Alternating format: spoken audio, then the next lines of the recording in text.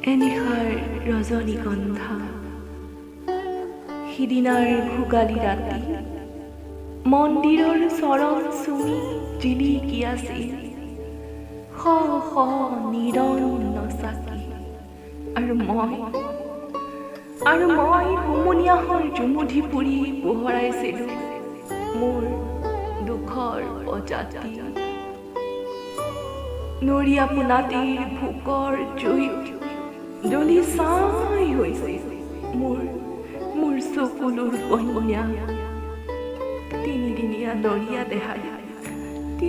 নৰিয়া দেহাৰে পোনাটিয়ে হেহাই কৈছে তই নাকান্দিবিচোন নাই মোৰ একেবাৰে ভোক লগা নাই কিমান যে যন্ত্ৰণাকাতৰ আছিল তাৰ সেই ৰুক্ষ চকুজুৰি মই আৰু এখন্তেকো পলম নকৰি পোনাকণৰ দেউতাকৰ একমাত্ৰ চিন সেউজীয়া পাটৰ কাপোৰযোৰকে দেহত মেৰিয়াই যাবলৈ ওলালো বগা চাহাবৰ বিচনাৰ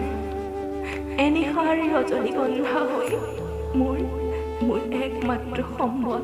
পোনাটিক বচাবলৈ কিন্তু নিয়তিৰো যে কি উপহাস শীতৰ সেতেলিত তেতিয়া মোৰ পোনাটি গভীৰ নিদ্ৰা দূৰৰ মন্দিৰৰ পৰা বাহি আহি